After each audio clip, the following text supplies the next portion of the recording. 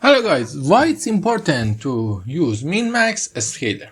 Okay, for now, let's say we want to predict some by these data. But what happened is that one of our lines become really bigger. How big? For example, it's become something like this. We all know that this line have this line is multiplied by something and then sum to create this line. But the problem, what is the problem? The problem is when we are going to train our model, here, let's say, when we are going to train our model, this is the model we know. Let's say when we are going to train our model, let's say here is 1000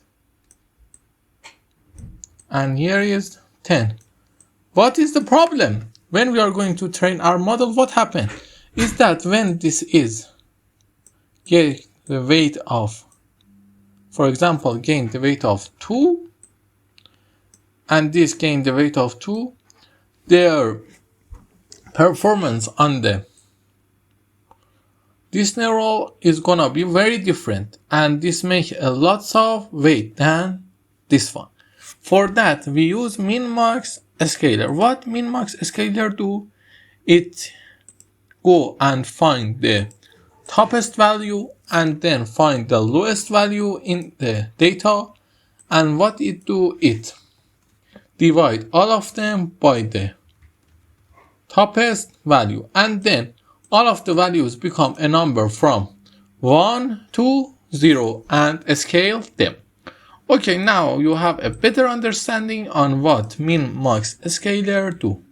Let's see, for example, after we set min-max scaler to our data, what happened? Let's see, for example, y train. As you can see, they are from 1 to 0, and that is the thing we want to do.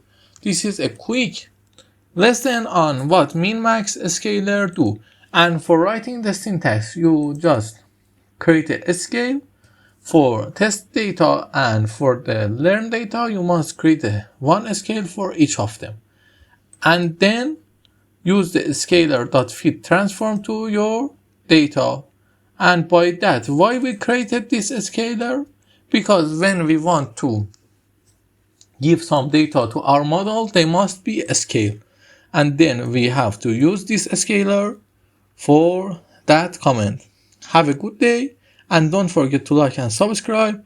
I just want to teach you one lesson every video. Because of that, this video isn't going to be some time consuming video. Have a good time and don't forget to like and subscribe.